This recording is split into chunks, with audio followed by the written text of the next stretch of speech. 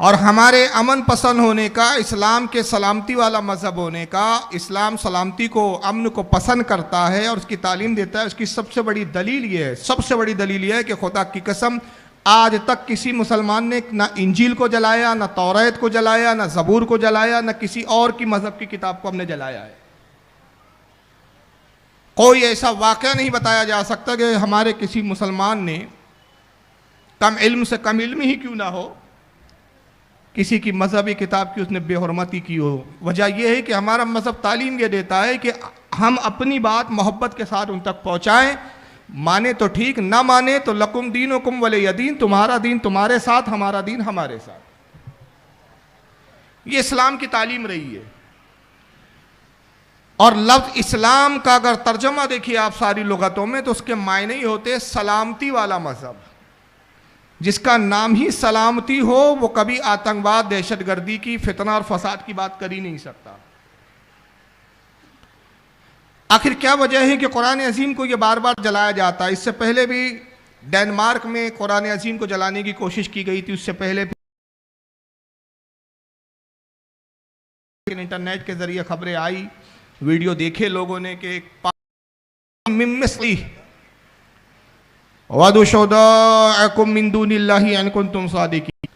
ऐ लोगों, अगर तुम्हें इस बात में शक हो, शुबे में तुम मुब्तला हो कि ये जो कुरान हमने अपने ख़ास बंदे अबदीना, अपने ख़ास फ़इल्लम तफ़अलू वलन तफ़अलू, है मेरे महबूब हम पहले से ही फरमा देते हैं कि वो हरगिज़ हरगिज़ ना ला सकेंगे।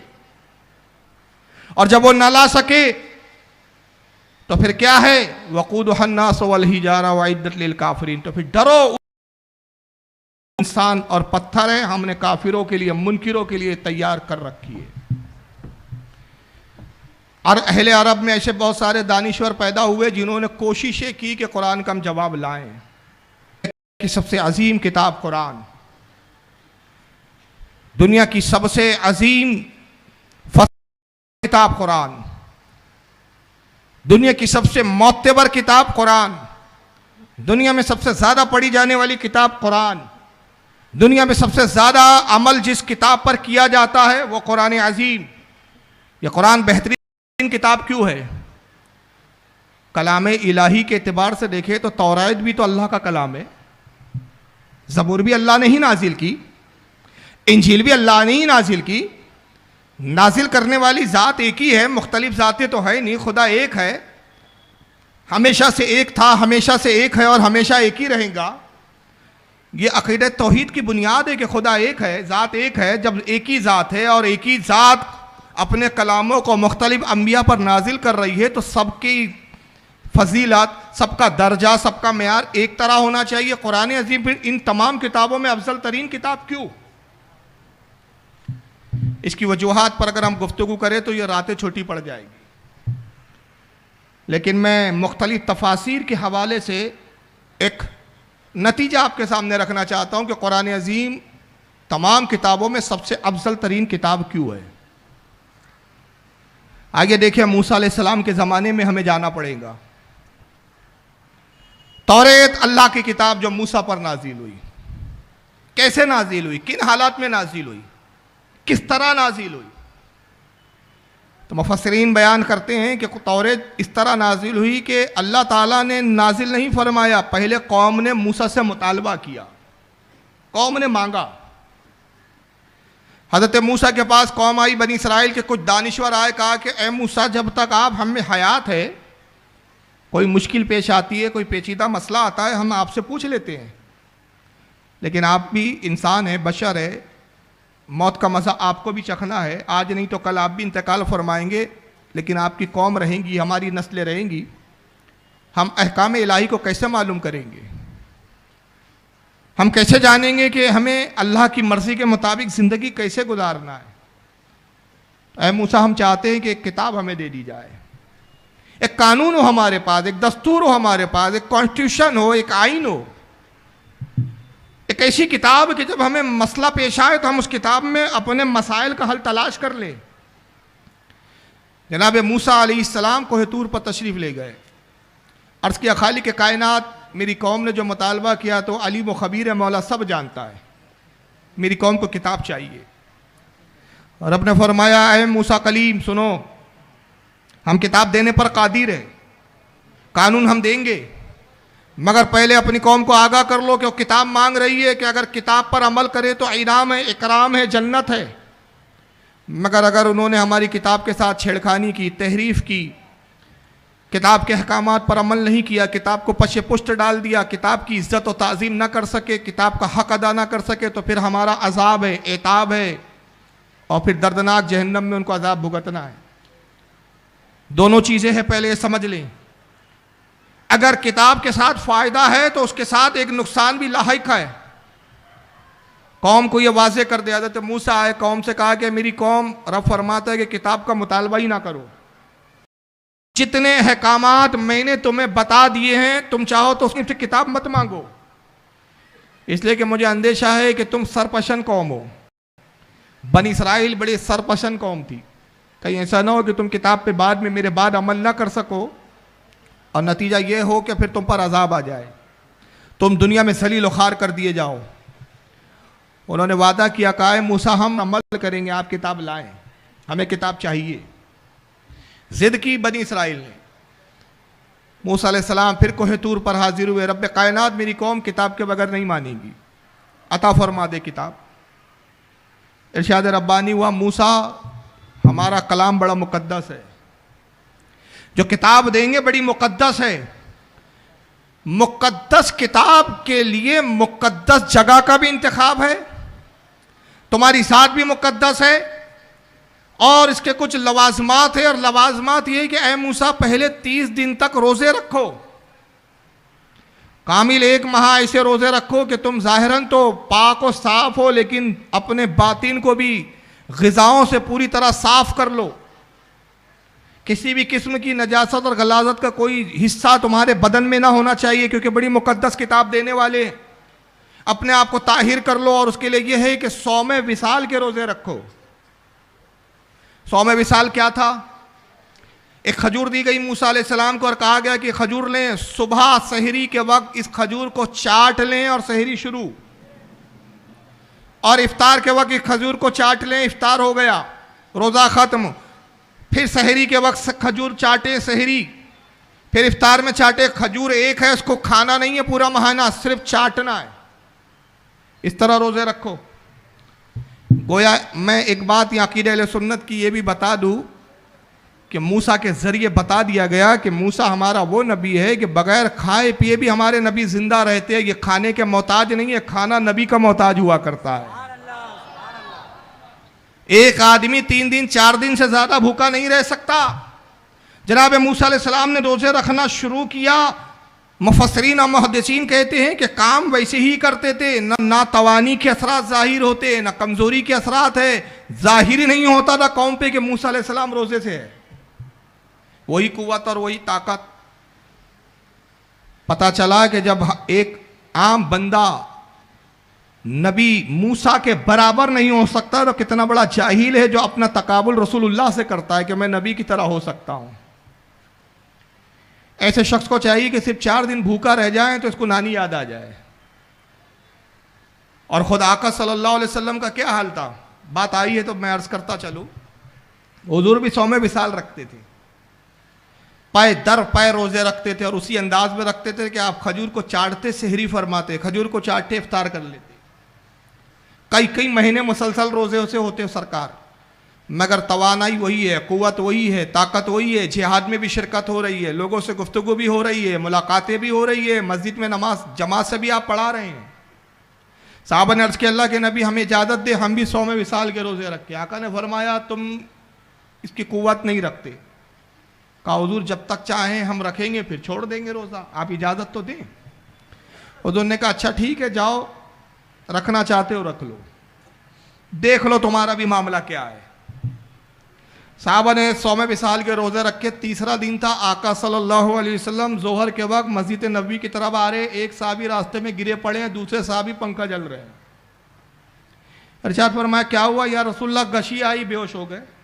सौम विसाल के रोज़े रख रहे थे। फरमाया विसाल रखने वाले असाब हुए, इतने कमज़ोर हो गए कि चल नहीं सकते, घरों में नमाज पढ़ रहे हैं, चलना दूभर हो गया। फरमाया सहारा देकर लाओ, और जो चल नहीं सकता कांधों पे उठा के लाओ, सबको मस्जिद में लाओ। मस्जिद में सारे असहाब को लाया गया जो 100 विसाल के रोजे रख रहे थे। आका ने फरमाया सबके रोजे खुलवा दो, सबके रोजे तुड़वा दो। फिर मिंबर पे आके जलाल में फरमाया अय्युकुम मिसली, तुम में मुझ जैसा कौन है? मैं रात अपने रब की बारगाह में गुजारता हूं, मेरा रब मुझे खिलाता है, मेरा रब मुझे पिलाता है। अय्युकुम मिसली, तुम में मुझ जैसा कौन है? सहाबा से कहा गया तुम मेरी तरह नहीं हो सकते, तो जब सहाबी नबी की तरह नहीं हो सकता तो ये वहाबी नबी की तरह कैसे हो सकता है?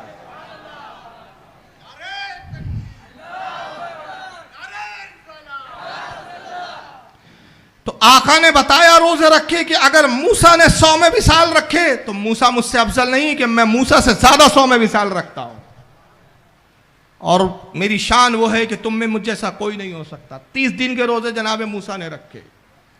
जब रोजे रखने शुरू किए, कुछ फरिश्तों की जमात थी जो हजरत मूसा के इर्द गिर्द मंडलाती थी, आपका तवाफ करती थी, आपसे कलाम करते थे फरिश्ते। 30 दिन जब मुकम्मल हुए, आखिरी दिन था, हजरत मूसा अलैहिस्सलाम ने रोज़ा इफ्तार किया और दिल में ख्याल आया कि रोज़े की वजह से, मुसलसल रोज़े की वजह से मुंह में एक किस्म की बू पैदा हो गई है। एक ऐसी बू पैदा होती है रोज़ेदार के अंदर जो वो खुद महसूस करता है, दूसरे को महसूस नहीं होती, उसको लगता है कि एक बू है मुंह में। आपने मिसवाक फरमाई, जैसे ही मिसवाक की फरिश्ते दूर हट गए। बड़े मुताज्जिब हुए, अर्ज़ किया खालिक के कायनात, ये फरिश्ते मुझसे दूर क्यों हुए?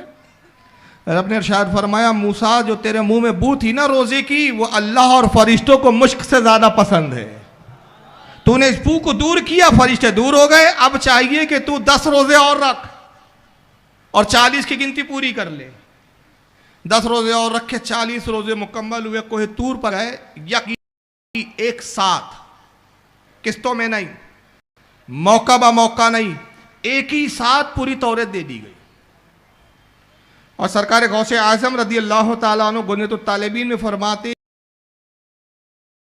किताब है जिसको रब कदीर ने अपने दस्ते कुदरत से तहरीर फरमाया। कितनी ज़ख़ीम किताब थी तौरेत? किस चीज पर लिख कर दी गई? पत्थरों की सीलें थी। और हर सूर सलाम का और हजरत हारून का जब नतीजा यह हुआ कि आज तौरेत मस्क हो गई। दाऊद अलैहिस्सलाम का ज़माना आया, दाऊद से भी, हज़रत दाऊद अलैहिस्सलाम से भी कौम ने मुतालबा किया था, ऐ दाऊद हम भी किताब चाहते हैं। कहा कि अल्लाह ताला फरमाता है कि अगर किताब पर अमल करोगे तो इनाम व इकराम है। शर्त आयत की रखा गया। और मूसा को तौरेत दी गई थी तो कहाँ बुलाया गया था? वादी मुकद्दस में आओ और किताब ले जाओ। मुकद्दस वादी, जहां अल्लाह मूसा से कलाम करता था, मुकद्दस वादी में मुकद्दस किताब दी गई थी। और कौमें तबाह होती रही। जनाब ईसा अलैहिस्सलाम का ज़माना आया, हज़रत ईसा मसीह ने मुतालबा किया, परवरदिगार मेरी कौम के लिए किताब अता कर। इरशाद रब्बानी हुआ, यरूशलेम आओ। और ऐ ईसा मुसलसल रोजे साल भरते हैं, आप चाहते हो तो मुकद्दस किताब है, मुकद्दस जगह देंगे। दाऊद को हम, ऐ मसीह तूने कैसे किया कि पानी में उंगली डाली और ये शराब कहा? मैं अब तुम्हें बताता हूँ, अब तक मुझे इजाज़त नहीं थी बाप की तरफ से, अब बाप ने इजाज़त दी तो मैं जाहिर करता हूँ कि बाप अल्लाह है और मैं उसका बेटा यीशु मसीह हूँ, मैं खुदा का बेटा हूँ। हाज़ा इब्नी इब्नुल्लाह, मैं अल्लाह का बेटा हूँ। माशअल्लाह, तू जो है ईसा मसीह जो है वो खुदा के बेटे है। अस्तगफिरुल्लाह। ये साफ वाज़े नहीं होता कि ये जो इंजील है ये अल्लाह का कलाम हो ही नहीं सकता। चलो बात यहीं तक नहीं, हज़रत ईसा मसीह को इंजील बता, और इस्लाम ने कितना बैलेंसिंग दिया है। नौज़ुबिल्लाह और हवाई बात, दाऊद की लड़की मजदूरी करके खेत से कुछ मजदूरी रहती थी, इशारे करते रहती थी। ये नबी की बेटियों का किरदार पेश कर रही है लुक्का की बाइबल। दाऊद अपनी बेटियों पे नाराज हुआ, कहा कि तुम इशारे करती हो, तुम दावत देती हो, तब ये उबाश लड़के आते हैं। अब मैंने इरादा किया कि मैं आबादी को छोड़ दूं, वीराने में बसेरा करूं। चुनांचे दाऊद ने सारी ज़मीन वगैरह जो थी सब बेच बाज दी। दूर एक वीरान जंगल में एक पहाड़ी पर जाके उन्होंने एक घर बनाया और वहाँ रहने लगे। चारों बेटियों ने एक दिन मशवरा किया, कहा हमारे बाप ने हम पर जुल्म किया है। जुल्म ये किया कि अभी तो हमारी जवानी के दिन है, खेलने कूदने के दिन है, ऐशो इशरत के दिन है, और बाप हमें ये वीराने में ले आया। यहाँ ना मर्द दिखता है ना कोई आदमजात दिखता है। कम से कम हम कुछ औबाश किस्म के मर्दों को देखकर तसल्ली तो कर लेते थे। अब तो यहाँ कोई मर्द नहीं दिखता सिवाय बूढ़े बाप के। हमारी ख्वाहिशात की तकमील कैसे होंगी? तो बड़ी बेटी ने मशवरा दिया कि मैं तुम्हें एक मशवरा देती हूँ, अगर तुम सब राजी हो तो। कहा क्या मशवरा है? कहा क्यों ना हम बाप को रोजाना बारी बारी शराब पिलाएं और बाप के साथ ही हम बिस्तर हो जाएं। माशअल्लाह, अस्तगफिरुल्लाह, ला हौल वला कुव्वता इल्ला बिल्लाह।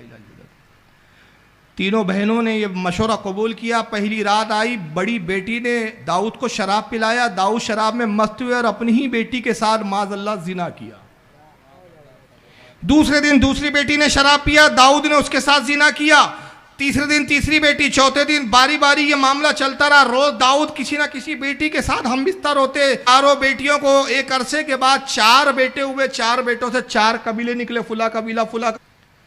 इंजील में तहरीफ हुई, किताबें मुकद्दस थी, दी गई जिस तरीके से वो अंदाज मुकद्दस था, लेने वाली जातें मुकद्दस थी, मगर कौम मुकद्दस नहीं थी। नतीजा ये हुआ कि अपनी किताबों में तहरीफात किया, अपनी किताबों में उन्होंने छेड़खानी की। मगर हर नबी ने किताब मांगा तब किताब दी गई। मगर कुर्बान जाइए हमारे आका पर, कुरान अजीम अफजल इसलिए है, मुस्तफ़ा ने कुरान मांगा नहीं, किताब मांगा नहीं। 40 साल नबी करीम खामोश है, सिर्फ अल्लाह की इबादत कर रहे हैं, अल्लाह को राजी कर रहे हैं। 40 साल के बाद रब फरमाता है, अरे हबीब अब मैं तुझे एक किताब देने वाला हूं, एक अजीम किताब दूंगा। तो जितने अंबिया थे उन्होंने मुतालबा किया था, कौमों ने मांगा था। तो जब उन्होंने मांगा तो हमने शर्तें भी आयत की। शर्ती आयत की कि रोजा कर आओ, मुकद्दस वादियों में आओ, मुकद्दस जगहों पे आओ। आए मूसा, आए मेरे हबीब, तू मांग थोड़ी रहा है, तू मुतालबा नहीं कर रहा है, तो हम कोई शर्त नहीं लगाएंगे, रोजे की शर्त नहीं लगाएंगे, इबादत की शर्त नहीं लगाएंगे। ऐ मेरे हबीब, तुझे किताब देने के लिए बुलाएंगे नहीं, बल्कि तू जहां होगा वहां किताब देंगे। तू बद्र में होगा, किताब वहां भेज देंगे। तू ओहद में होगा, किताब वहां भेज देंगे। तू खंदक में होगा, किताब वहां भेज देंगे। तू जो है खैबर में होगा, किताब वहां भेज देंगे। हद तो ये है कि तू पहलुए आयशा में होगा, किताब वहां भेज देंगे। नारे तकबीर। मैं तो कहता हूं ना, अक्सर कहता हूं अपने जलसों में, छोड़ो यार मुनाज़िर नाज़िर, तुम्हारे बस की बात नहीं है। अपने मनुस मौलियों को बिठा दो और हम अपने जमात के नूरानी चेहरे वालों को बिठा देते। कौम खुद फैसला कर लेंगी कौन हक पर है। सुभान अल्लाह। नारे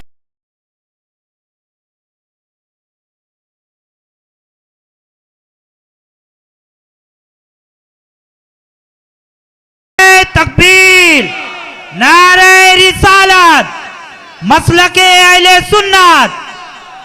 मैं तो कई बार कहते आ रहा हूं कि अब जलसों की भी जरूरत नहीं है, बस ऐसे जलसे लो, कोई तकरीर मत कराओ। इनके मनुसों को बिठा दो एक तरफ, हमारे नूरानी चेहरे वालों को बिठा दो, कौम को बोलो देखो चेहरे देखो दोनों के। चेहरे की नूरानियत बताती है कि ये हक पर कौन है। शहजादे सिमना माशाल्लाह हज़रत अल्लामा मौलाना सैयद मोहम्मद हुसैनी साहब किबला दामत बरकातुहुल कुद्सिया तशरीफ़ ला चुके। उनके चेहरे ज़ेबा से आप तफीस हो रहे हैं और उनके नूरानी कायनात हज़रत की फ्यूज़ बरक़ात से मुझे आप सबको मालामाल और हज़रत की सेहत में, उम्र में, हर की हिफाजत करूंगा कि बच्चों के सीने में हिफ्ज करवा दूंगा, बच्चों के सीने में उतार दूंगा।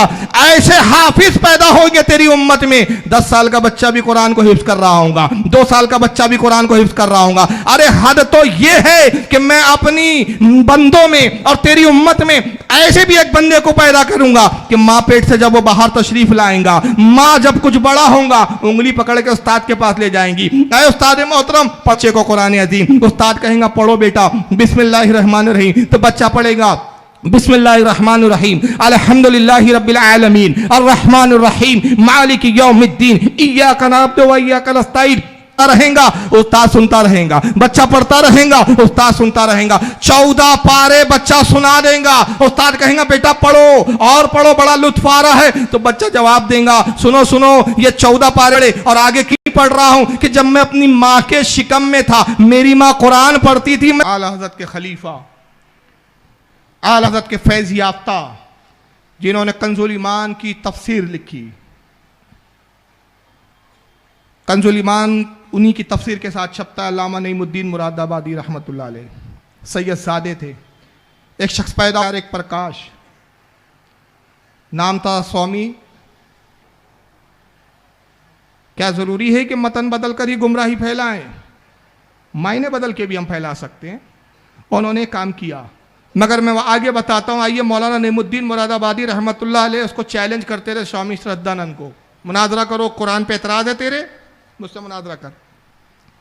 वो भागता था। एक जगह उसको पकड़ लिया हजरत ने, कहा क्या एतराज़ है तेरा? कहा ये कुरान अल्लाह की किताब नहीं।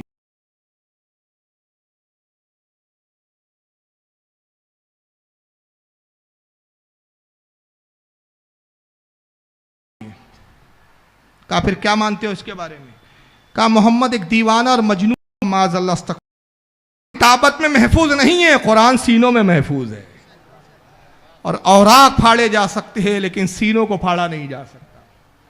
लेकिन जैसे कि मैं अर्ज कर रहा था कि मतन में जब चेंज नहीं कर सकते तो लोगों ने क्या किया, कुछ ज़र खरीद गुलामों ने कुरान के तर्जुमे में हेर फेर की और बाज़ाब्ता में, जैसे इंजील मुफ्त में मिलती है, आज खरीद नहीं सकते। मैं बड़ी जिम्मेदारी से कह रहा हूं, मेरे पास भी मुफ्त इंजील बेचते नहीं ये लोग, ईसाई लोग कहते साहब ये मजहबी किताब है, अल्लाह की किताब, ईसाई से मांगना पड़ेगा। ईसाई लोग मुफ्त में देते और करोड़ों लाखों की तादाद में इंजील फ्री में बांटते।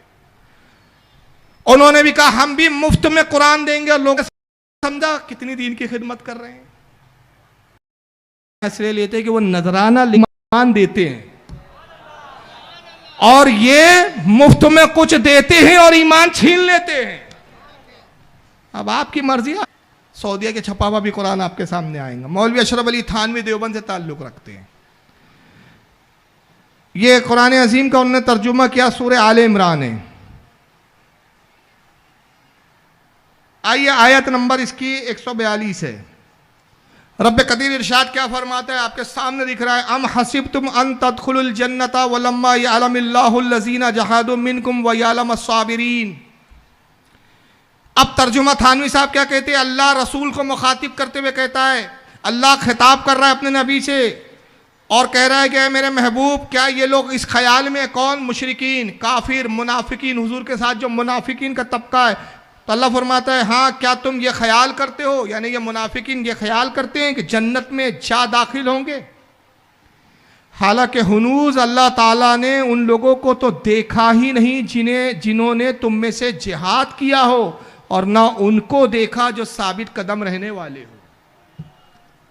माज़अल्लाह। क्या मतलब हुआ इसका?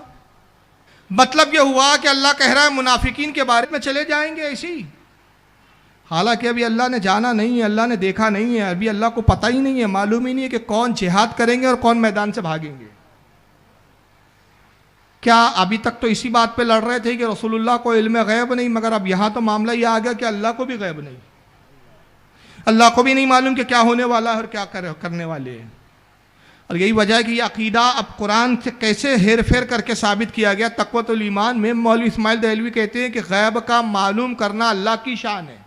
गैब का जुमले देखो, ये जाहिल मौलवी थे ये लोग। गैब का मालूम करना, अरे मालूम करना क्या होता है? वो हर वक्त गैबदा है, गैब का जानने वाला आलिमुल गैब है। मालूम वो करता है जो नावाकिफ होता है, मालूम करता है तो वाकिफ होता है। अल्लाह क्या ऐसा लम्हा है कि अल्लाह इस्लाम में नावाकिफ और फिर वाकिफ? कहता है कि गैब का मालूम करना अल्लाह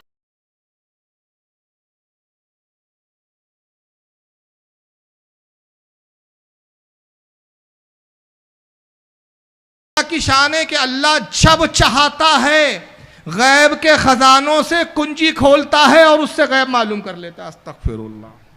गैब का एक खजाना बता दिए मौलवी साहब ने और कहा कुंजी अल्लाह के पास है, गैब की कुंजी से संदूक खोलता है, जितना चाहता है उतना गैब मालूम कर लेता है।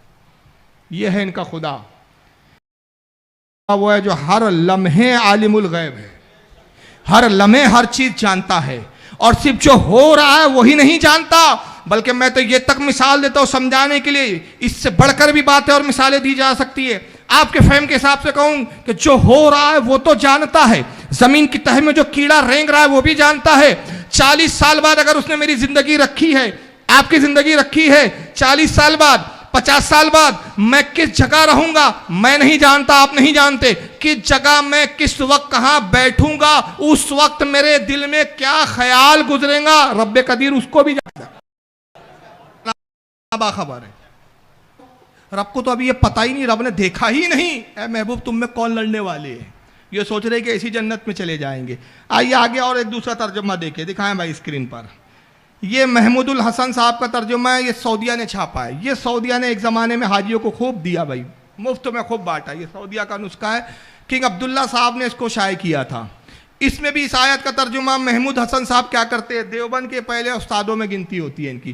कहते क्या तुमको ये ख्याल है, क्या तुमको ख्याल है कि दाखिल हो जाओगे जन्नत में और अभी तक मालूम नहीं किया अल्लाह ने जो लड़ने वाले हैं तुम में। ये तो वाजे कर दिया इन्होंने, अभी मालूम नहीं किया अल्लाह ने कि कौन लड़ने वाले हैं महबूब तेरे साथ, वो बाद में मालूम करेंगे हम, अभी तो ला इल्म है खुदा। कल क्या वहाबी के इन तर्जुमों की बुनियाद बनाकर कल गैर मुस्लिम एतराज नहीं करेंगे कि किस खुदा की बात करते हो यार तुम, जिसको खुद नहीं मालूम। आगे फिर ये भी कहा, देखो वयालम साबरीन कहा कि और मालूम नहीं किया कि साबित कदम रहने वालों को, कौन जंग में साबित कदम रहेंगे, ये भी अल्लाह ने अभी मालूम नहीं किया। बात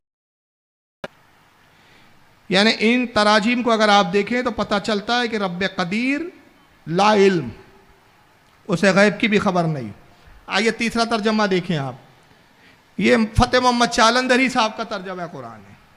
फतेह मोहम्मद जालंधरी साहब उसी आयत का क्या तर्जमा करते हैं, कहते हैं कि क्या तुम ये समझते हो कि बे आजमाइश बहिश्त में जा दाखिल होंगे, हालांकि अभी खुदा ने तुम में से जिहाद करने वालों को अच्छी तरह मालूम नहीं किया, ऊपरी ऊपरी देखा है। अभी ये खुदा के लिए ऊपरी तौर पर और अंदरूनी तौर पर, अभी अच्छी तरह से नहीं मालूम किया, बस ऐसे देख लिया हल्का सा एक, बाद में देखेंगे हम, डीप में बाद में जाएंगे। ये खुदा की शान है, ये खुदा की सिफत है। तुम अरबी तो नहीं बदल पा रहे हो तो तर्जुमों को ही बदल दिया तुमने एक लम्हे यह ख्याल नहीं किया कि इन तराजीम की बुनियाद पर कैसे कैसे एतराज पड़ेंगे इस्लाम पर, और फिर शिकायतें करते हो कि लोग कुरान की बेहुरमती कर रहे हैं। बेहुरमती करने का असबाब और सामान तुमने फराहम किया है। फिर आगे कहते हैं कि और ये भी मकसूद है अल्लाह का, क्या मकसूद है, कि वो साबित कदम रहने वालों को मालूम करें। अभी तो पता ही नहीं उसको कौन साबित कदम रहेंगे, कौन जंग से भागेंगे और कौन जंग में मुस्तहकम रहेंगे, वो मकसद ये कि अभी मालूम करे हो। अब आइए और एक तर्जुमा देखें आगे आप, ये अब्दुल माजिद दरियाबादी साहब का तर्जुमा कुरान है। मैंने सारे मकतब फिक्र का मैं दिखा रहा हूं, फिर कहूंगा कि हक पर हम क्यों, फैसला आपको करना है। उन्वान है ना हक पर कौन, देख लो कौन हक पर है।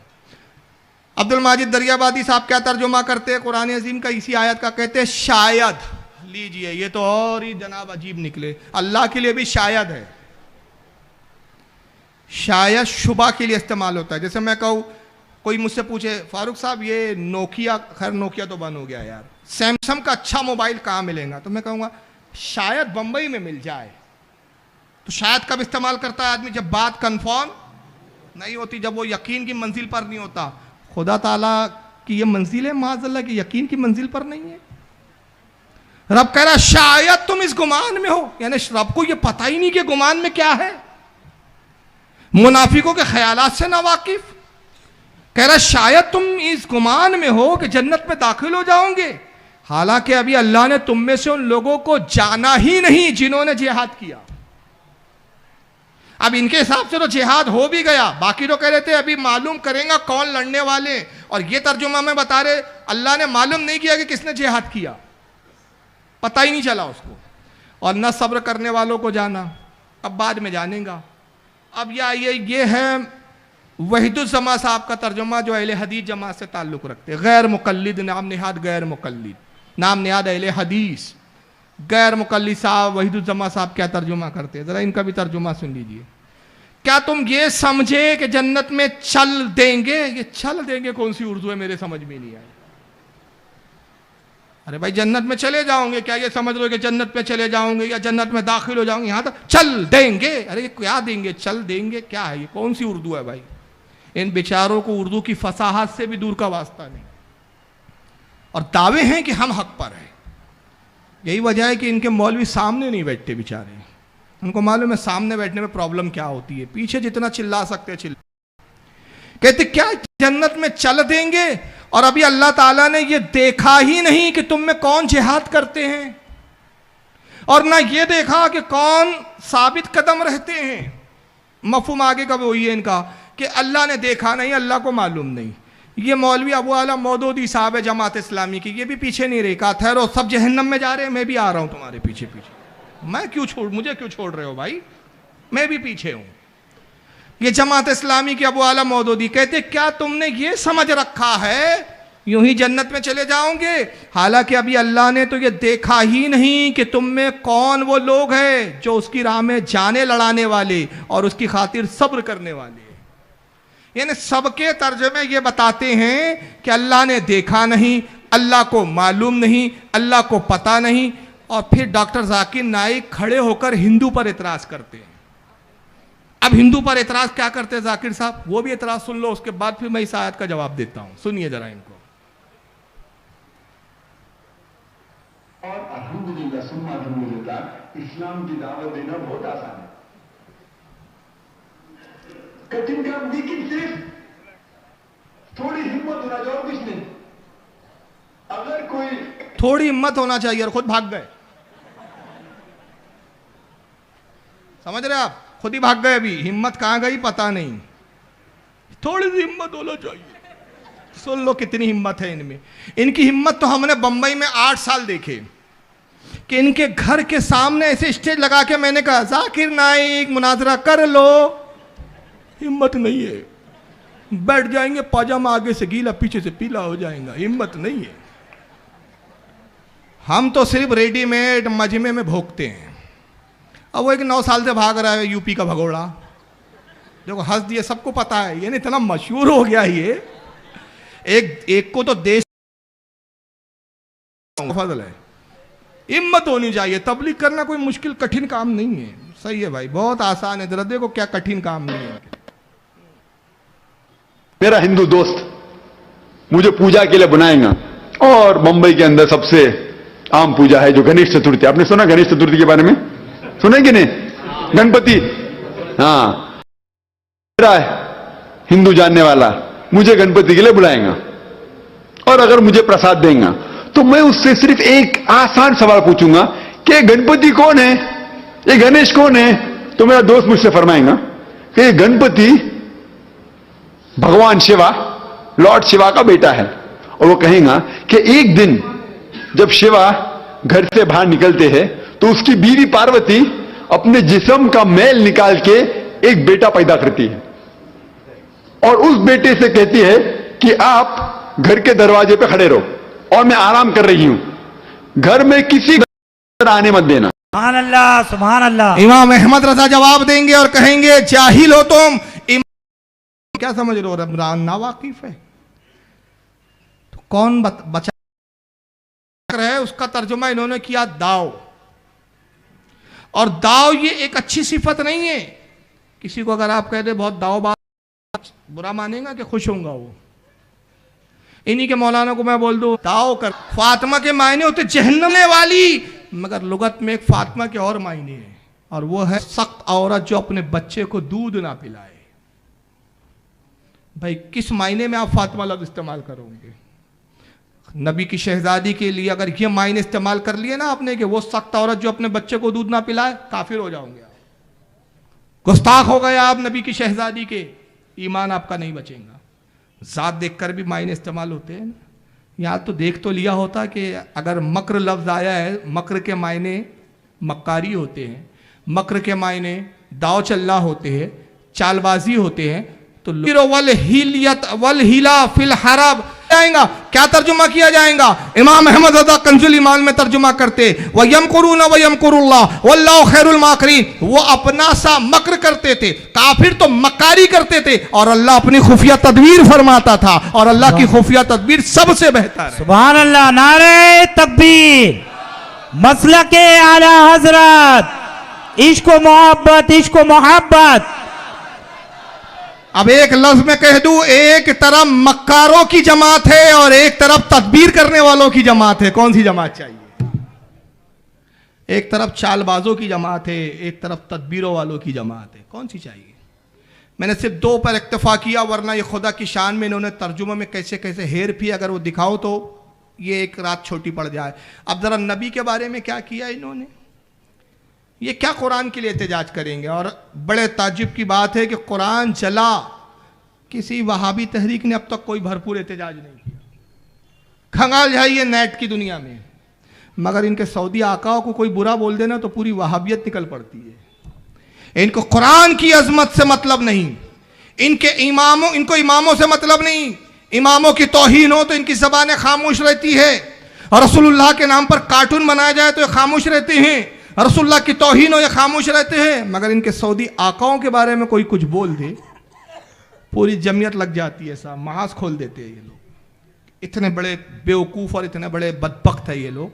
आइए ज़रा नबी के बारे में इन्होंने क्या किया है, कुरान में कैसे कैसे भड़ास निकाली है कुरान के ज़रिए, ज़रा सुनिए।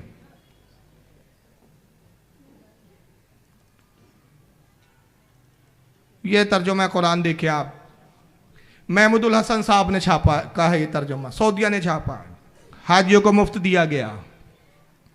महमूद हसन साहब का तर्जुमा सूरह शूरा पारा नंबर 25 और आयत नंबर 52, मा कुंता तदरी मल किताब वलल ईमान। ये अल्लाह रब्बुल इज़्ज़त अपने नबी से इरशाद फरमा रहा है, मा कुंता तदरी मल किताब वलल ईमान। वहाबी मौलवी तर्जुमा क्या करता है, नबी से अल्लाह कहता है कि नबी तू ना जानता था क्या है किताब और ना ईमान। कि कल एक गैर मुस्लिम तर्जुमा कुरान उठाएंगा, आपको तो एतराज़ नहीं करेगा, किस नबी की बात करते हो, ईसा से अफजल, मूसा से अफजल, हारून से अफजल, फुला से अफजल, फुला से अफजल, तमाम नबियों से अफजल। जनाब जब तक किताब मिली नहीं थी तो तुम्हारा नबी तो ईमान से भी वाकिफ़ नहीं था, कुफ्र की हालत में था माज़अल्लाह। और आइए दूसरे साहबों ने भी क्या तर्जुमा किया, आगे बढ़े। ये अशरफ अली थानवी साहब तर्जुमा करते हैं, इन्होंने थोड़ा सा नरमी दिखाई बेचारों ने, इनको थोड़ी सी गैरत आई कि यार नबी को बेईमान कैसे बोले, नबी के बारे में कैसे कहें कि नबी को ईमान नहीं मालूम था। तो इन्होंने थोड़ी नरमी दिखाई। क्या नरमी दिखाई? तर्जुमा किया, आपको ना ये खबर थी कि किताबुल्लाह क्या चीज़ है और ना ये खबर थी कि ईमान का इंतहाई कमाल क्या है। कहते ईमान तो था लेकिन कमजोर था, कमाल वाला ईमान नहीं था नबी का। इनके मुल्ला को बोल देना कि मौलवी जी तुम्हारा ईमान कमजोर है तो झगड़ा हो जाए। नहीं, इनके मौलवियों का ईमान कमजोर नहीं हो सकता, लेकिन नबी का ईमान कमजोर था, इंतहाई कमाल वाला नहीं था। ये थानवी जी का तर्जुमा है। आइए और आगे एक आयत देखें आप, दूसरे कुरान के तर्जुमा देखें। हाँ, फतेह मोहम्मद जालंधरी साहब करते हैं, कहते तुम ना तो किताब को जानते थे ना ईमान को।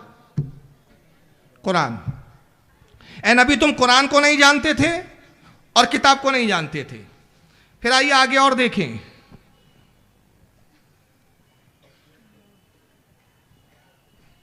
क्या हो गया भाई, सिग्नल चलेगा, यहीं इधर भी लटक गया, इसका असर इधर भी आ रहा है। हाँ वो कुछ प्रॉब्लम है। ये देखिए, ये अब्दुल माजिद दरियाबादी का तर्जुमा कुरान है आपके सामने। वो कहते आपको ना ये खबर थी कि किताब क्या चीज़ है और ना ये कि ईमान क्या चीज़ है। यानी कुल मिला के यहां से लेकर वहां तक सारे देवबंदी हो वहां सब एक हमाम में नंगे है पूरे। और आगे देखिए दूसरा तर्जुमा है कुरान, नहीं क्या हो गया, वो भी चाहता है कि ऐसे मनुष्यों के तर्जुमे कुरान ना दिखाऊं। ये मोहम्मद जूनागढ़ी का छोटे साइज में मिलता है, ये भी आजकल हाजियों को दिया जाता है।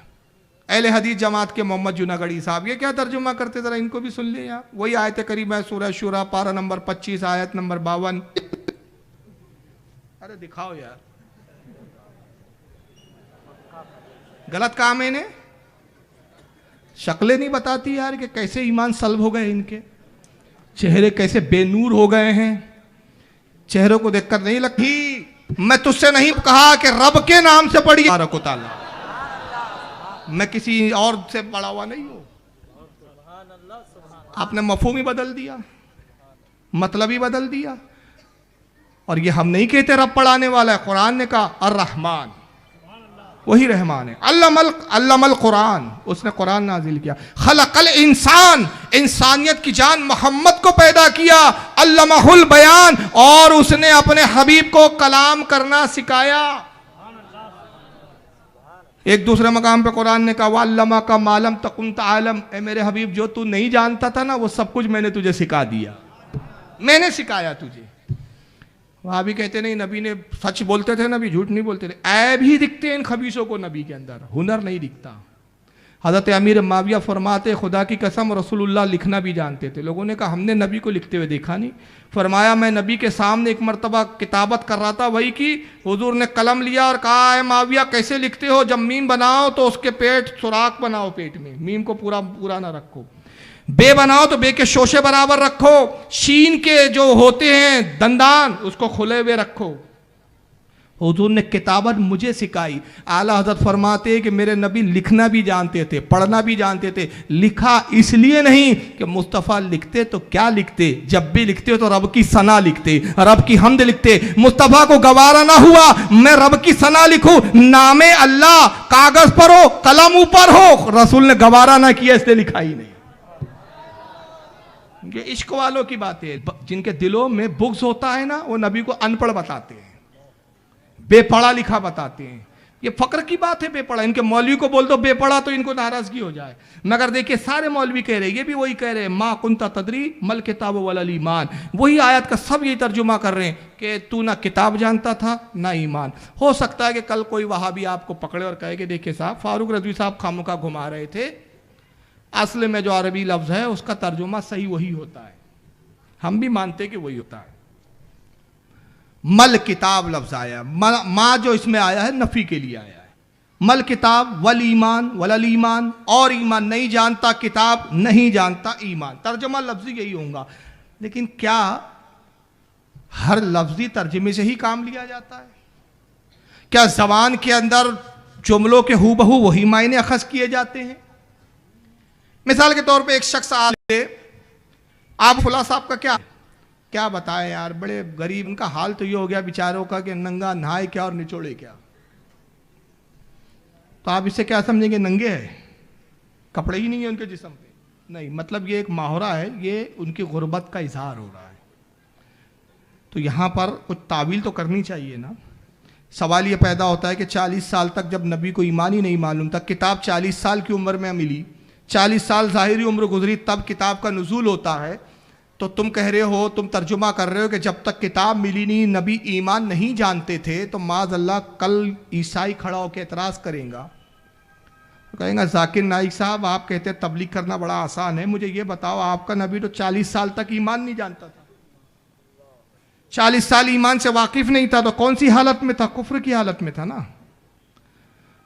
और जबकि हमारे ईसा मसीह का ये हाल था कि तुम्हारा कुरान ही गवाही देता है, हम नहीं कहते, हम इंजील नहीं कोट करते, हम इंजील और बाइबल नहीं ला रहे, आप ही का कुरान कहता है। पारा ईसा मसीह ने कहा था, पारा 16 सूरह मरियम आयत 30 में अल्लाह ताला ईसा मसीह का जुमला बयान फरमाते, उन्होंने कहा काला इन्नी अब्दुल्लाही अतानियल किताब वजअलनी नबिया, कहा ऐ लोगों मैं अल्लाह का बंदा हूं।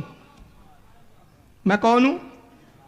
अल्लाह का बंदा को के बता दिया कि मैं मुशरिकों में से नहीं हूं, मैं काफिरों में से नहीं हूं, मैं बेईमानों में से नहीं हूं, मैं अल्लाह का बंदा हूं। और बंदा भी कैसा हूं?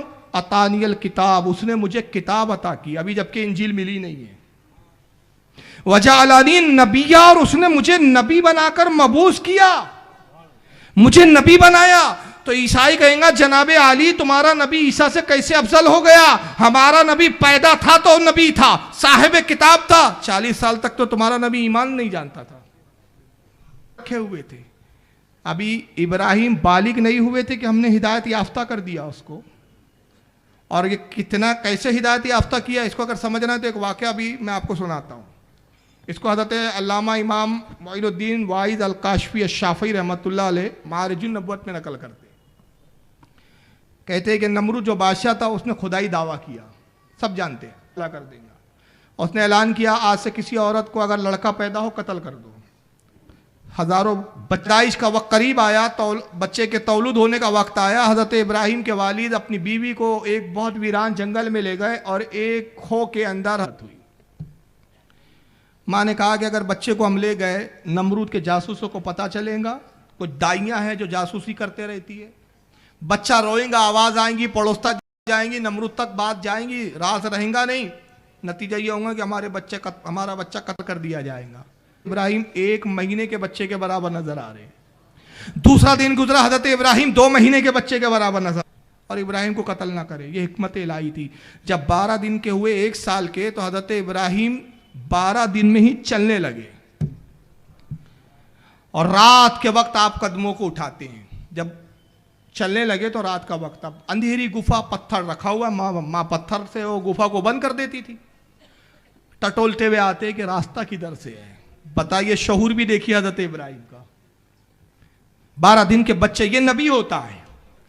जब टटोलते आए तो एक वो पत्थर के करीब आए जो गुफा पे रख दिया गया था। वहां जब हाथ रखा तो वहां कुछ हरकत महसूस हुई, कुछ रोशनी आती हुई महसूस हुई। समझ गए यही कोई गुफा का रास्ता है। 12 दिन के बच्चे ने अपने नन्हे नन्हे हाथ जब लगाए, जिसको बड़े से बड़े लोग उसको हटा नहीं सकते थे, हजरत इब्राहिम ने पत्थर को ढकेल दिया।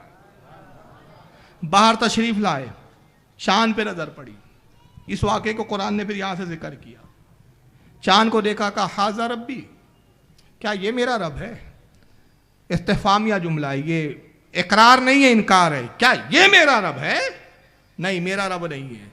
जब चांद गुरूब हो गया, सूरज तुलू हुआ, कहा ये तो पहले वाले से बड़ा है। हाज़ा अकबर, ये तो उससे बड़ा है। क्या ये मेरा रब है? वो भी डूब गया।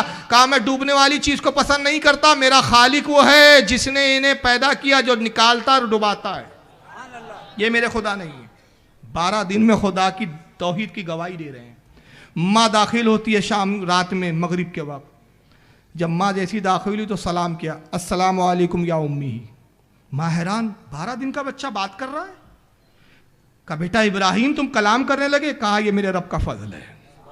आज़ा मिन फजल रब्बी, ये मेरे रब का फजल है।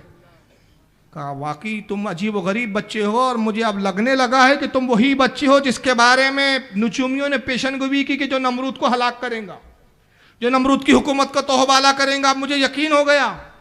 कहा अच्छा है मेरी माँ, क्या मैं एक सवाल पूछूं तुमसे? 12 दिन का बच्चा सवाल भी पूछ रहा है। कहा पूछो बेटा। कहा मेरा रब कौन है? जहालत का जमाना था, नबी तो थे नहीं ना उस उम्मत में। कहा बेटा तेरा रब मैं हूं। कहा आप मेरी रब कैसे? कहा मैं तुझे पालती हूं, पोसती हूं, परवान चढ़ाती हूं, मेरा दूध पीता है तो तू परवान चढ़ रहा है। अगर मैं तुझे दूध ना पिलाती, अगर मैं तुझे तौलूद ना करती, पैदा ना करती, तो तेरा वजूद ना होता। बेटा मैंने तुझे वजूद बख्शा, मैं तुझे परवान चढ़ाती हूं, मैं तेरे ख्याल रखती हूं, तो मैं तेरा रब हुई, इसलिए मैं तेरी रब हूं। अच्छा आपका रब कौन है? कहा तेरे वालिद।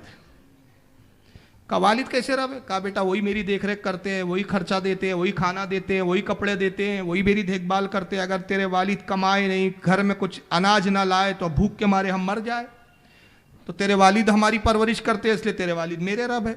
अच्छा अम्मी क्या वालिद का भी कोई रब है? कहा बेटा वालिद का भी रब है। कहा कौन? कहा नमरूद। कहा नमरूद कैसे रब है? कहा वही तो तनख्वाह देता है, ये नमरूद के बॉडीगार्ड थे हजरत इब्राहिम के वालिद। कहा वही तो तनख्वाह देता है, वही तो रुपये देता है, वही तो अनाज देता है। अगर वो ना दे हमसे, अगर अनाज रोक ले, रुपये ना दे, तो हम भूखे मर जाएं। तो नमरूद तेरे बाप का रब है। कहा नमरूद का रब कौन है? कहा उसका कोई रब नहीं, बस नमरूद ही पूरे लोगों का रब है। कहा अच्छा अम्मी अब दूसरा सवाल। कहा कहो। कहा अम्मी ये बताएं मैं खूबसूरत हूं कि आप खूबसूरत है? कहा बेटा तुम मुझसे ज्यादा खूबसूरत हो। कहा अच्छा अम्मी ये बताएं आप ज्यादा खूबसूरत है कि वालिद साहब ज्यादा खूबसूरत है? कहा बेटा वालिद से ज्यादा हसीन मैं हूं। कहा अच्छा अम्मी ये बताएं वालिद ज्यादा खूबसूरत है कि नमरूद ज्यादा खूबसूरत है? कहा बेटा तेरे वालिद तो बड़े खूबसूरत है, नमरूद तो काला है, चपटा है, भेंगा है। कहा अच्छा अम्मी नमरूद तो बदसूरत है। ये कैसा रब है जिसने मुझे खूबसूरत बनाया, आपको खूबसूरत बनाया, वालिद को खूबसूरत बनाया और खुद बदशक्ल रह गया? इशारा करूं एक जुमले का, मुतहम्मिल है उस जुमले के सुनने के। ये कैसा खुदा है, ये कैसा भगवान है जो खुद अपनी मां से पूछता है राधा क्यों गोरी मैं क्यों काला? ये खुदा नहीं होता। तो मां चौंक गई, कहा बेटा ये कौन से खुदा की तू बात कर रहा है? कहा खुदा की कसम, उस रब्बे कायनात की कसम है मां, नमरूद खुदा नहीं, खुदा वो है जिसने तुझे भी पैदा किया, बाप को भी पैदा किया, मुझे भी पैदा किया, हत्ता के नमरूद को भी पैदा किया। वही हयात देता है, वही मौत देता है। ये 12 दिन में तौहीद समझा रहे हैं अपनी मां को, 12 दिन में इब्राहिम तौहीद बता रहे हैं अपने बाप को, और तुम कहते हो तुम्हारा नबी इब्राहिम से अफजल जो 40 साल तक ईमान नहीं जानता था। ये है फिरका वहाबिया जो दावे तो करता है हक हक हक, लेकिन खुदा की कसम जब से ये पैदा हुए हैं ना, काफिरों की डेरिंगे बड़ी है। पहले सुनते थे आप कुरान जलाया गया हो, पहले सुनते थे कुरानों पे एतराज हो रहे हो, ये आज इन मरदूदों की वजह से हो रहा है। एक तो अजाब इनकी वजह से, दूसरा इनकी हरकतें। ये जब खुद गुस्ताखी करने लगे अब नबियों की और औलिया की, अल्लाह की, दूसरों की हिम्मतें बढ़ गई। अब मैं बताऊंगा क्या क्या गुस्ताखी करते हैं। तो कहने वाला एतराज करेगा, यहूदी भी एतराज करेगा, ईसाई भी एतराज करेगा कि तुम किस मुंह से कहते हो कि तुम्हारा नबी ईसा मसीह से अफजल, तुम्हारा नबी इब्राहिम अलैहिस्सलाम से अफजल, तुम्हारा नबी मूसा से अफजल। अरे ये तो वो है जब पैदा हुए तो इन्होंने अपने नबूवत के इजहार किए, तो क्या जवाब दोगे? जबकि कुरान अजीम एक दूसरी जगह खुद कहता है, और खुदा की कसम कुरान अजीम में तसाद नहीं होता, इख्तलाफ नहीं हो सकता, रब की दो बातें नहीं हो सकती, हमेशा यकसानियत होती है खुदा के कलाम में। मगर खुदा तो एक तरफ यह भी कहता है, पारा नंबर 8 देख ले आप, सूरह आराफ देख ले, आयत नंबर 162 और 163, रब अपने नबी को हुक्म दे रहा है, अपने रसूल से कह रहा है, ऐ मेरे महबूब कुल कह दे, इन्न सलाती व नुसुकी व महयाया व ममाती लिल्लाहि रब्बिल आलमीन। ऐ मेरे महबूब कह दे कि मेरी ये नमाजें अल्लाह के लिए है, मेरी कुर्बानी अल्लाह के लिए है, मेरा जीना अल्लाह के लिए है, मेरा मरना अल्लाह के लिए, ला शरीका लहू, उसका कोई शरीक नहीं, वबी ज़ालिका उमिरतु व अना अव्वलुल मुस्लिमीन, और मुझे रब से यही हुक्म हुआ कि मैं ऐलान कर दूं कि मैं सबसे पहला मुसलमान हूं। मैं वो पहला मुसलमान, जब आदम मिट्टी और पानी में थे, मैं नबी भी था, नूर भी था, मेरा नबी होना भी मुसल्लम था, मैं अहले ईमान भी था। जब आदम की वजूद नहीं था, मेरा वजूद था, मेरा नूर था, मैं अहले ईमान था, अपने रब को मेरा नूर सजदा कर रहा था, मैं पहला मुसलमान हूं। कायनात जब ना बनी मैं था, मेरा वजूद था, मैं पहला मुसलमान हूं। तो यहां तो कुरान कह रहा है, हबीब कह दे, वबी ज़ालिका उमिरतु व अना अव्वलुल मुस्लिमीन, मुझे हुक्म यही है कि मैं कहूं मैं पहला मुसलमान हूं। फिर यहां कह रहा है 40 साल तक ईमान ही नहीं था, ये तो तजाद हो गया। तो सब तो यही तर्जुमा कर रहे हैं, ईमान नहीं था, ईमान नहीं था। आला हज़रत ने कहा नहीं, मेरे हबीब का कौल है, रसूल का कौल है, कुरान को अपने दिमाग से मत समझो, तफसीर बिल राय ना करो। देखा कि मुफस्सिरीन के क्या अक़वाल है, देखा इमाम कुर्तबी क्या कहते हैं। तो इमाम कुर्तबी कहते हैं यहां ईमान से मुराद अहकाम शरा है, शरीयत का कानून है। हज़रत इमाम इस्माइल कहते हैं यहाँ शरीयत का कानून है। हज़रत इमाम हुसैन बिन फजल कहते हैं शरीयत का कानून है। हज़रत इमाम नसफी कहते हैं शरीयत का कानून है। इमाम ने देखा यहाँ से वहाँ तक सैकड़ों मुफस्सिरीन हैं जो कह रहे ईमान से मुराद शरीयत का कानून, अहकाम शरा। तो आला हज़रत ने तर्जुमा किया, ऐ मेरे हबीब जब तक किताब ना दी थी तो किताब नहीं जानता था और ना जानता था अहकाम शरा की तफसील। अहकाम शरा नहीं जानते थे। कब तक? जब तक कानून दिया नहीं गया। जब कानून दे दिया तो उससे भी वाकिफ हो गया। कितना फर्क है इमाम अहमद रजा के तर्जुमे कुरान में और इनके अंदर। तो आज कुरान के नाम पर जब ये हेर फेर होती है और उसके बाद फिर ये सब करने के बाद दावे क्या होते हैं, फिर लोगों को गुमराह करने का तरीका क्या होता है, एक बड़ा अजीब तरीका होता है। इसके ताल्लुक से एक बड़े मौलवी है जो इस वक्त बड़े सुलह पसंद है, रोते हैं बेचारे, इतना रोते कि शियाओं को शर्मिंदा कर दिया इन्होंने रोने में। जानते कौन है वो? अरे यार कैसे जान लिया? यानी कौमे मातम में से मशहूर हो गई क्या ये? सुन लीजिए कितना रो रहा है, कितना दर्द है इसके दिल में बेचारे के। मुझे तो डर लगता है कि इसका दिल फट ना जाए इस दर्द से किसी दिन। सुनिए क्या करे, ये भी अजाब है उसके ऊपर। खुदा यहां भी वही पिला रहा है सुसु और वहां भी वही पिलाएगा, समझ ले आप। मैं तुम्हें अल्लाह उसके रसूल का वास्ता देता, उम्मत बन के रहो, मुस्लिम बन के रहो, कोई गुंजाइश नहीं। अपने अपने अकीदे पर पक्के रहो, दूसरे के लिए गुंजाइश रखो। अपने अपने अकीदे पर पक्के रहो, दूसरे के लिए गुंजाइश रखो। यह है कुरान की तालीम है। ये अपने अपने अकीदे पे पक्के रहो, दूसरे के लिए गुंजाइश रखो। माँ बाप सब एक, माँ अलग है बाप अलग है, नहीं सब एक ही है। अरे भाई काफिर अलग है, मुनाफिक अलग है, मोमिन अलग है, नहीं गुंजाइश रखो, सब एक हो जाओ। अब एक जुमला कह दूं थोड़ा सा नासेबा लगेगा, लेकिन आम फहम समझाने के लिए इससे अच्छी मिसाल नहीं है। तारिक जमील साहब जो कह रहे हैं उसको अगर एक जुमले में कह दूं, गोबर और हलवा मिला के खा लो, गुंजाइश रखो। जनाब जो नापाक है उसको अलग किया जाएगा, पाक को अलग किया जाएगा, पाक को लिया जाएगा, नापाक को। कहते देखो भाई फिरका वारियत की बात मत करो, क्या लगा के रखे हो यार, हक पर हम, हक पर हम। कोई हक पर नहीं, अल्लाह साहब जानते कौन हक पर है, सब एक हो जाओ। मैं इसका जवाब तो कुरान से बाद में देता हूं, मगर आइए अब दूसरा और दर्द भरा इनका वीडियो सुन ले, वही उसी के आगे का है, फिर वो सुन लीजिए। यहां कुछ और ज्यादा दर्द बढ़ गया उनका।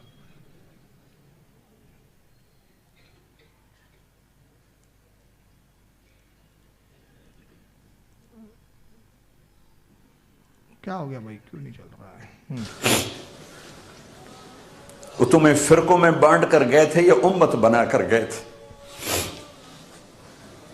क्यों इस नादान खेल में अपनी जिंदगी बर्बाद करते हो? क्यों नहीं मुसलमान बन के रहते हो? इस उम्मत में इख्तिलाफ शुरू से है, हमेशा रहेगा। यहां तक ना जाओ कि एक दूसरे पर कुफ्र के फतवा।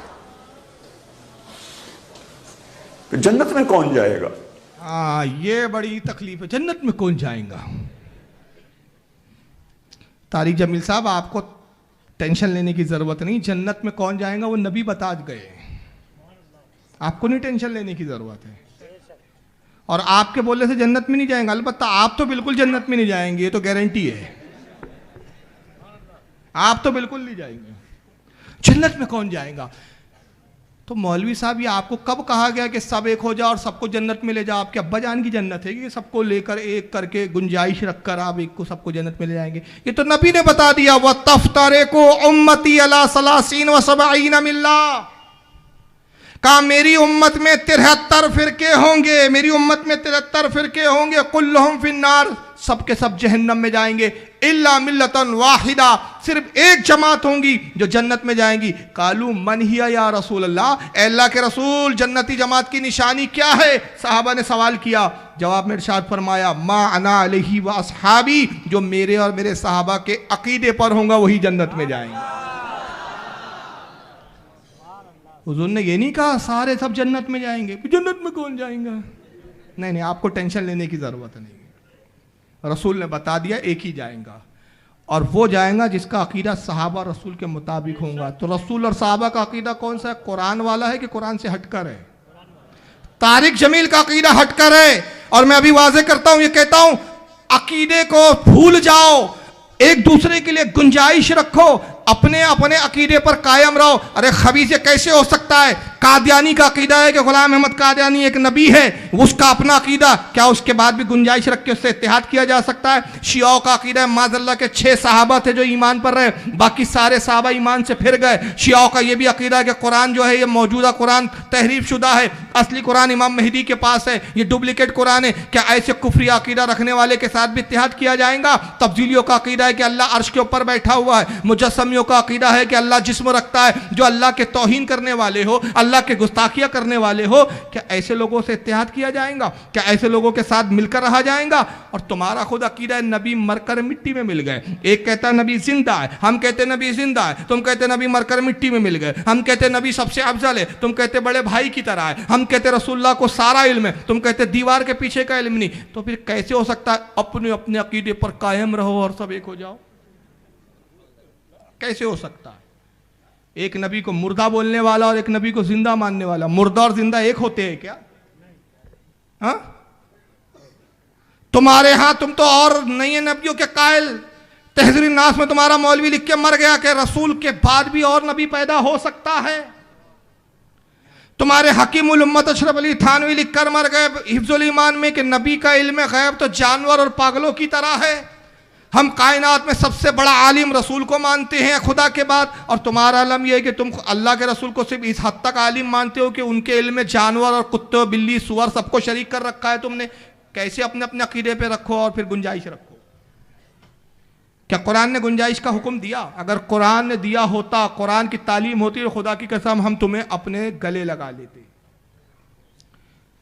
मगर कुरान की तालीम नहीं है। कुरान क्या कहता है? आइए जरा देखिए, पारा नंबर 1 कोट करो, रिकॉर्ड हो रही है बात। ले जाओ सुनना, नेट पे जाएंगी इंशाल्लाह ये वीडियो। और ये आयतें ना मिले, ये तर्जुमे ना मिले जो मैं कर रहा हूं, जो चोर की सजा वो मेरी सजा। चोर के हाथ काटे जाते, मेरी जबान काट देना ताकि दोबारा बोलने लायक ना बचूं, झंझट ही खत्म। फिर पारा नंबर 1 सूरह बकरा आयत नंबर 42 रब फरमाता है वला तलबिसुल हक्का बिल बातिली व तक्तुमुल हक्का व अंतुम तालमून। रब फरमाता है ऐ लोगो हक और बातिल को ना मिलाओ। कौन कह रहा है? अल्लाह कह रहा है। तारिक जमील कहते गुंजाइश रखो, एक हो जाओ, जन्नत में कौन जाएगा?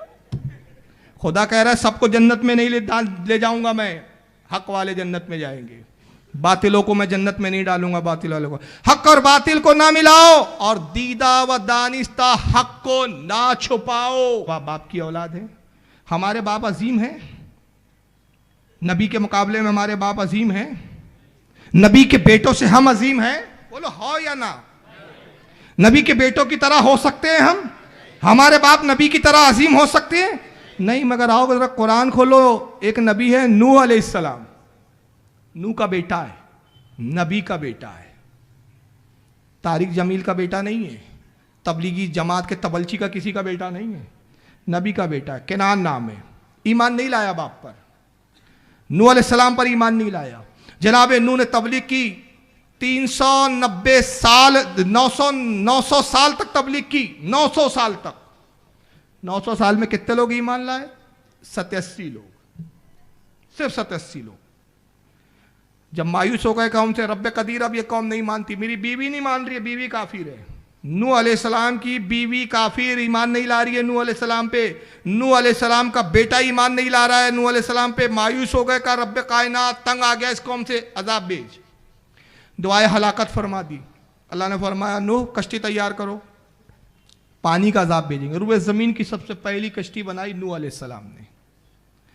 कौम आती है नूह ये क्या बना रहे हो, ये कैसा घर बन रहा है? कहा ये वो घर है जो पानी पे चलेगा। कौम मजाक उड़ाती, घर भी पानी पे चला करते क्योंकि उससे पहले किसी ने कश्ती देखा ही नहीं था। आपने कहा मेरे रब के हुक्म से ये पानी पे चलेंगी और पानी का अजाब आएगा। 1 साल लगे कश्ती बनाने के लिए। एक फजीलत की बात याद आ रही है, मनुष्यों की बात तो आई जाती है यार, फजीलत बोलने के लिए मैं तरस जाता हूँ। मुझे लोगों ने भी यार रद्द वाबिया के लिए बुलाना शुरू कर दिया, वरना मैं तो सूफी आदमी था यार। नागपुर में तसव्वुफ पे बोलता था घंटों, लेकिन जब से 2-4 तकरीरें मशहूर हुई वहाबियों की, सबने वहाबी स्पेशलिस्ट ही बना दिया। कहा हम लोग यार सूफी मिजाज लोग।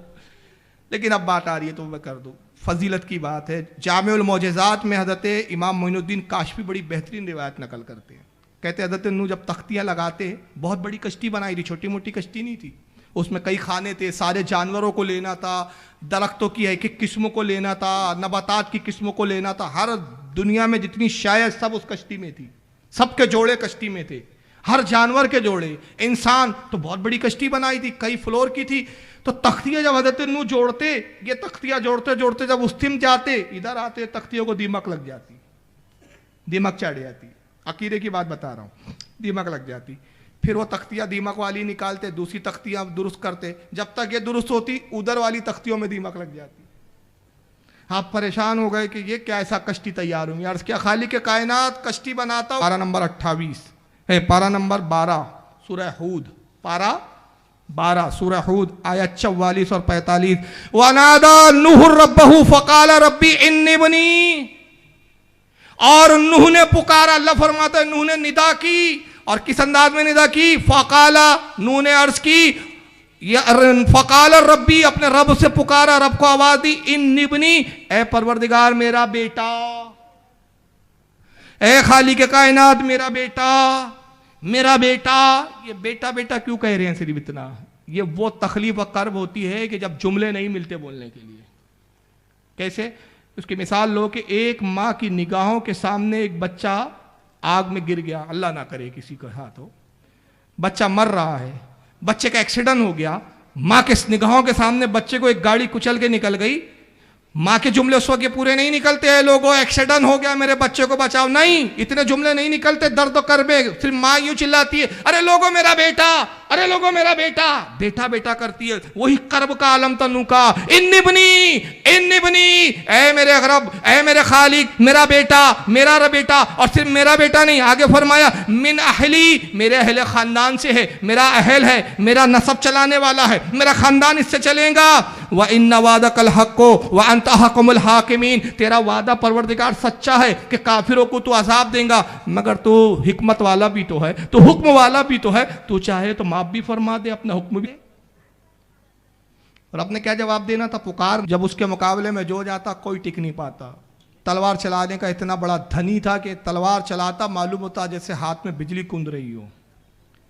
हज़रत अबू उबैदा ने देखा कि मेरा बाप मैदान में आया है, जो सहाबी जा रहा है मेरे बाप के हाथों कत्ल हो रहा है। रसूल की खिदमत में आए, घोड़े पे आते हैं, घोड़े से उतरे, सरकार के दस्ते मुबारक को बोसा दिया, या रसूल अल्लाह मेरा बाप जर्रा आया है। हुजूर तलवार चलाने में धनी है, ऐसी तलवार चलाता है जैसे हाथ में बिजली हो। खुदा की कसम जो उसके मुकाबले में जाएगा कत्ल हो जाएगा, शहीद हो जाएगा, इसलिए कि उसके तलवार के वार की काट नहीं, मगर अल्लाह के नबी तलवारबाजी का हुनर मैंने उससे सीखा है, उसके दाव पेच मैं खूब जानता हूँ, क्योंकि मेरे बाप ने ही मुझे ये हुनर सिखाया है। मुझे भेजिए, मुझे इजाज़त दीजिए कि मैं बाप के मुकाबले में जाऊँ और उससे मुकाबला करूँ। आका ने कहा नहीं, तुझे इजाज़त नहीं। मैं नहीं चाहता कि तारीख ये कहे कि मोहम्मद एक ऐसा दीन लाया जिसने बाप और बेटे को दस्तों गिरेबां किया। मैं नहीं चाहता तारीख में कहने वाले कहे कि मोहम्मद एक ऐसी तालीम लेकर आया कि बेटे ने बाप को कत्ल किया। ए अबू उबैदा तुझे इजाज़त नहीं। इजाज़त नहीं थी सरकार ने। अबू उबैदा घोड़े पे आए, मैदान में आए, मगर सारी तवज्जो बाप की तरफ। लड़ तो रहे हैं मगर ध्यान बार बार बाप की तरफ जाता है। फिर हज़रत अबू उबैदा ने देखा कि 2-4 लोगों को फिर जर्रा ने कत्ल किया, फिर बर्दाश्त से बाहर हो गया। फिर हुजूर की खिदमत में आए, अल्लाह के नबी मुझे इजाज़त दे, खुदा की कसम मैं ही अपने बाप को मार सकता हूँ। ये सहाबा की जमात में कोई ऐसा कवि और मजबूत आदमी नहीं, कोई ऐसा बहादुर नहीं जो इसके तलवार का काट जानता हो सिवाय मेरे। हुजूर मुझे इजाज़त दे, वरना ये पूरी फौज ख़त्म कर देगा। हुजूर ने फरमाया कहा ना अबू उबैदा तुझे इजाज़त नहीं। फिर जंग होती है, फिर हज़रत अबू उबैदा का ध्यान बार बार उधर ही।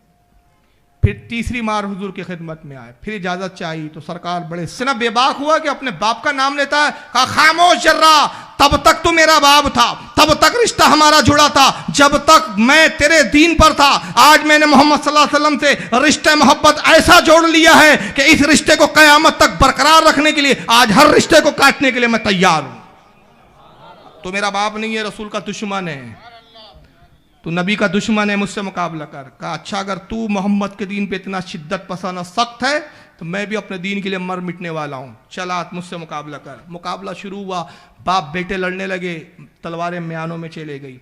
मुशरिकीन ने भी तलवारों को म्यान में डाल दिया, सहाबा ने भी म्यान में डाल दिया। क्यों? नतीजा खेस मुकाबला था, बड़ा ज़बरदस्त मुकाबला था। सब अब उस मुकाबले को देखने लगे। मुकाबला क्या था? एक ऐसा मरहला था, सब जानते थे कि जर्रा बहुत बड़ा कवि पहलवान है, अगर अबू उबैदा के हाथों ये मारा गया तो मुसलमानों की फतेह यकीनी है, और अगर खुदा ना खास्ता अबू उबैदा जर्रा रदियल्लाहु ताला अन्हु शहीद हो गए तो फिर मुसलमानों की शिकस्त यकीनी है कि जर्रा पूरी फौज के लिए अकेला काफ़ी है। एक नतीजा खेज, एक ऐसा मुकाबला कि बस अब अंजाम इधर या उधर, सारे मुकाबले की तरफ मुतवज्जे है। तलवार चलती रही, गर्दो गुबार उड़ते रही, इतना शदीद मुकाबला था। जाहिर है दोनों अपने अपने वक्त के कवि थे, एक ही हुनर के जानने वाले थे, एक ही अंदाज था तलवार चलाने का, अपने वक्त के दोनों बहादुर पहलवान थे।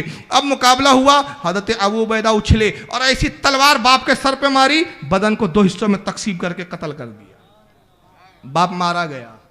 मुसलमानों ने फतेह के नारे लगाए, नारे तकबीर और रिसालत बुलंद हुआ, मगर देखने वाली एक ज़ात अबू उबैदा की तरफ देखती है कि वो रो रहे थे, आंखों में अबू उबैदा के आंसू थे, तलवार से बाप का खून टपक रहा था, तलवार की मूठ से अपनी ठुड्डी को लगाए हुए बेसाख्ता धाड़े मार के रो रहे। देखने वाली ज़ात कौन थी? मौला कायनात अली मुर्तज़ा की। हज़रत अली आगे बढ़े, अबू उबैदा को सहारा दिया, मेरे भाई अबूदा बाप को मारा इसलिए रो रहे हो? हाँ आखिर बाप तो था, पैदा भी किया था, परवरिश भी की थी, पाला भी था, माना कि दीन उसका दूसरा था, मगर बाप का दर्द होता है। कहा मेरे भाई अली आप गलत समझे, खुदा की कसम मैं इसलिए नहीं रो रहा हूं कि मैंने बाप को मारा है, बाप को मारने की तो मुझे बहुत बड़ी खुशी है, रो इसलिए रहा हूं कि रसूलुल्लाह ने मना किया था आका ने हुक्म दिया था बाप के मुकाबले में ना जाना, हुजूर की इजाजत नहीं थी, बगैर इजाजत रसूल मैंने बाप से जंग की है, मेरी आखिरत तबाह हो गई, मेरा ईमान बर्बाद हो गया, मेरा सब कुछ तबाह हो गया, मैं किसी का काम का नहीं रहा, अब मैं आखिरत में क्या मुंह दिखाऊंगा, रसूलुल्लाह को क्या जवाब दूंगा। मौला कायनात ने सहारा दिया, तसल्ली दी, कहा आय अबू उबैदा गम ना करो, ये वही बारगाह है जहाँ बड़े बड़े गुनाहगार बख्श दिए जाते हैं, जिस बारगाह से माफ़ी के परवाने दिए जाते हैं। रसूल की बारगाह में इस आलम में जाओ जैसे मुजरिम जाया करते, मुजरिमों की तरह जाओ, गोया आलदत की ज़बान में कह दूँ मैं मुजरिम हूँ आका मुझे साथ ले लो, कि है रस्ते में जा बजा थाने वाले, मुजरिमों की तरह जाओ। रसूल बड़े शफीक है, बड़े मेहरबान है, सरकार माफ़ कर देंगे। कहा अली तुमने मेरी तसल्ली दी, तुमने बड़ा मुझे धारस बनाया। अपने इमामे को खोला, अबू उबैदा ने गले में लपेट लिया। क्या था यह अहले अरब की निशानी थी कि बहुत बड़े मुजरिम को जब ले जाया जाता था, हमारे यहाँ भी होता है ना, हथकड़ी लगा के ले जाते हैं, जब ज़्यादा उसको जलील करना हो, बड़ा मुजरिम हो, अरब में यह दस्तूर था कि इमामा गले में लपेट दिया जाए, ले जाए खींच के, तो गोया दलील होती थी कि ये बहुत बड़ा पापी है, बहुत बड़ा गुनाहगार है। इमामा खोल के अपने गले में लपेट लिया और सर झुका के मुजरिमों की तरह जाते, तलवार जमीन से रगड़ते हुए चल रही है, लकीर खींचते हुए जा रही है, अब भी तलवार से बाप का खून टपक रहा है। हुजूर के खिदमत में गए, कदमों में पकड़ लिया, गिर के कदमों में रो मला बचलते, आका ने सहारा देके उठाया, अय अबू उबैदा क्या बात है, क्यों रो रहे हो, क्यों बिलक रहे हो? या रसूलल्लाह मेरी आखिरत तबाह हो गई, मेरा ईमान बर्बाद हो गया, रब्बे कायनात की बारगाह में मैं अब क्या जवाब दूंगा? अय अबू उबैदा क्या गुनाह किया, क्या खता हो गई? सरकार आपने मना किया था, आपका हुक्म था बाप को कत्ल ना करना, लेकिन मेरे ईमानी जज्बे ने गवारा ना किया कि मैं बाप को मुसलमानों को मारता हुआ देखूं, मैं अपने बाप के मुकाबले में गया, सरकार बाप को मैंने कत्ल कर दिया, हुजूर मुझसे नाफरमानी हो गई, मैं मुजरिम हूं आका, मुझे माफ फरमाया जाए, मेरी खताओं को दरगुजर किया जाए। सरकार मुस्कुराए, लबहाए नबुव्वत पे मुस्कुराहट आई, उठाया काबूदा, वो हिकमत थी कि मैंने तुझे मना किया था, मैं नहीं चाहता था कि तारीख कहे कि मोहम्मद ने बाप के मुकाबले में बेटे को भेजा है, तूने तो अल्लाह रसूल के दुश्मन को कत्ल किया है, अल्लाह रसूल तुझसे राजी है, कोई गिला नहीं, जा तू खुशखबरी है तेरे लिए बशारत है, अल्लाह रसूल ने तुझे माफ किए। हजरत अबूदा खुश हुए, उछल कर घोड़े पे बैठे कि अब तो माफी का परवाना मिल गया है, खुशियों की कोई इंतहा नहीं थी। और जब अबूदा मैदान जिहाद की तरफ जाते, आका सहाबा को मुखातिब करते हुए कहते, देखा इस घोड़सवार को, ये अबू उबैदा इब्न जर्राह है, खुदा की कसम अल्लाह रसूल को इसने ऐसा राजी किया कि जिसको जमीन पर चलता फिरता जन्नती देखना हो, अबू उबैदा को देख लिया करे।